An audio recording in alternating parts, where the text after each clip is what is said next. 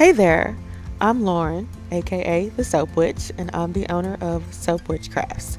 So, in this edition of In the Making, I will be making a new release, first time ever, rose scented soap called Nosey Rosy. So, here we go. Starting out, I have my water and my lye, and I am going to mix the two together. Always pour lye into the water, never the other way around. I have never been brave or foolish, whatever you want to call it, enough to try it the other way around, though I have heard that it may possibly cause some type of explosion. No thanks. So I stir it all together. It can reach somewhere in the vicinity of about 200 degrees.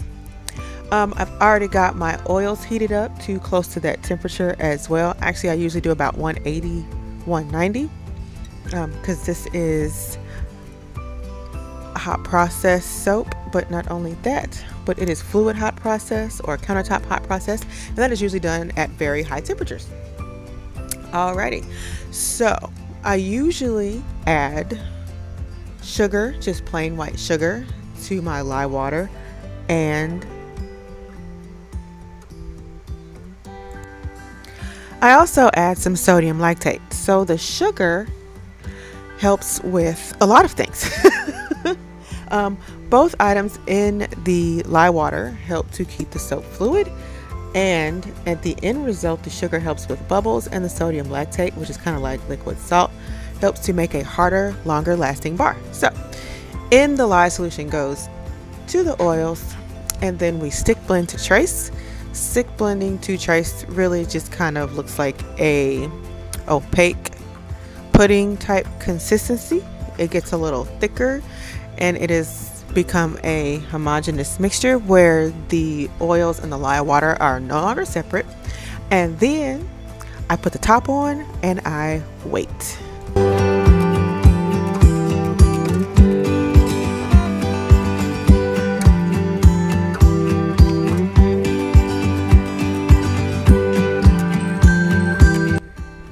Alright, and here you see me just taking some of the reserve oils, olive oil from when I first measured them off camera, and I'm going to add my colorant to them as usual, just because I feel like it incorporates into the soap better that way. So here in the first glass, I'm mixing my pink with some titanium dioxide, and that's what I usually use for white. That's what most soapers use for white, because I want the pink to be a little lighter than it usually is. It's usually like a bold, vibrant pink, and I'm looking for a little bit of a paler pink. So I've heard that adding the titanium dioxide will lighten up the color some, so we will see. And I've got the first volcano here. Yay! I don't let it volcano too high anymore because it's real risque and tends to end up all over the counter table. Anywho, so nobody wants that. It's a big, huge mess, even though it's easy to clean up since it's technically soap. Still. Anyway, so I stir that down, and then I put the top back on so that it can cook some more, which is super cool how it cooks, even though it no longer has a heat source under it. And then I am just going to mix all of my colorants thoroughly together in my measuring glasses to get ready for later.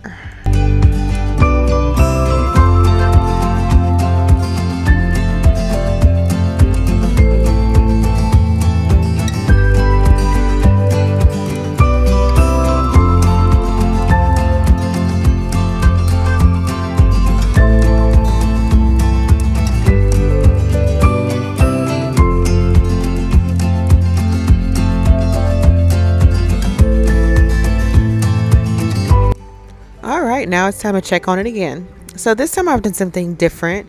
Usually I'll check on it and let it sit for like 2 or 3 times before I actually just finish it up. But I've noticed that typically on that last round, as I just continuously stir, it starts to get done faster. And so I thought I would just try it on the second, second time I checked it, just to see if that helped. And voila, would you know that I just stirred and stirred until it was done. So it was like, I could have been done with the soap in half the time. Well, let me just tell you in the future what's going to happen. So I stirred it to completion. The soap is done. And I can tell just because I know what it looks like and smells like, and it just has a genuine feel. When you have your own recipe and you do it, you know, a trillion times, you'll get that same kind of feel if you don't already know. Anyway, so it's done.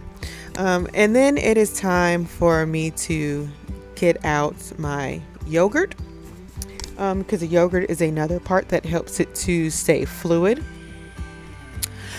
And, you know, so you can add your real pretty designs and such at the end. So I use full fat Greek plain yogurt, none of that halvesy stuff or partial this or low this, just full on fat. So this is a new container, and I've noticed they tend to separate, so I had to stir it up a little bit, and then I'm going to spoon in my desired amount at the end here, and then I'm going to give it a big whopping huge fat stir just to make sure it's fully incorporated. Lots of stirring happens with this soap. It's 10 pounds. It may not look like it, but I assure you it is and feels like it when I'm stirring it. So I'm going to fully incorporate that. And then I typically wait like 12 minutes to get the temperature down to where I would like it, which is somewhere in the vicinity of 180 degrees, as I find that is the best temperature to get to make the fragrance oils, you know, hold the most potent, if you will. So I dump it in there. I give it a big fat stir. That's usually what happens. So in the midst of waiting here though, because I really didn't want to wait, I checked, I think, and it wasn't done. So I went ahead and just measured out my fragrance oils so that it would be ready. And then I just skipped ahead the whole rest of the time and dumped the oil right in there. So there goes the fragrance oil. Everything was smelling nice and rosy, let me tell you, for several days even. And I just stir thoroughly to make sure that's fully incorporated, because, you know, we definitely want it to be fully incorporated. Don't want some bars smelling stronger than the others. I've never had that happen, but, you know, maybe my paranoia has helped me. Anyway, so once the fragrance is in, it is time to separate the soap batter. I don't know if it's batter at this point. It's actually just soap, huh? Anyway, it is time to separate the fluid soap into its different containers so that I can add the colors. So the largest container is going to have my pink, because I wanted the soaps to be predominantly pink, and then the smaller containers are going to have the white and the green.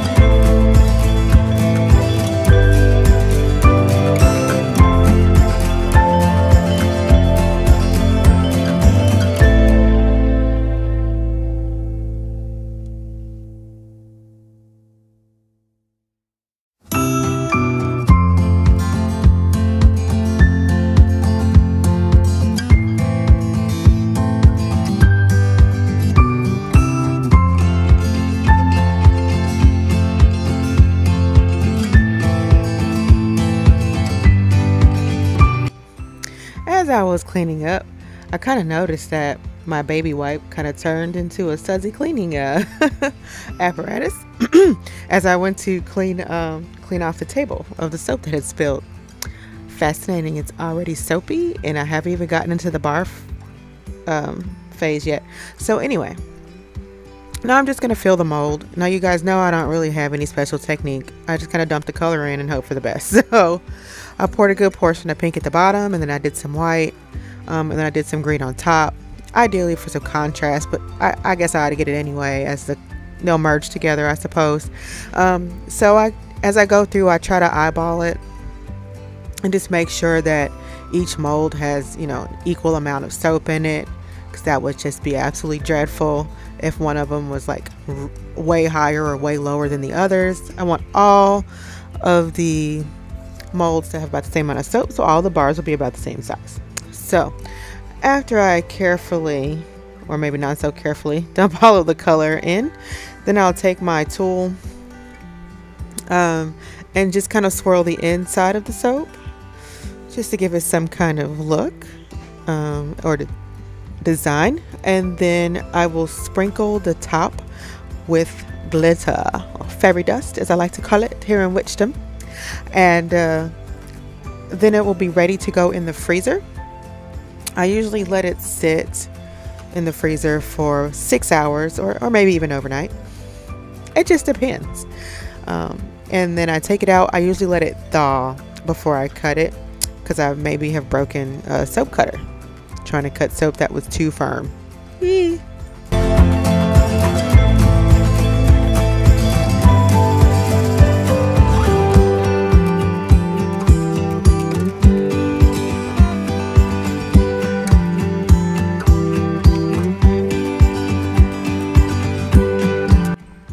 Alrighty, and now it is time for the cut.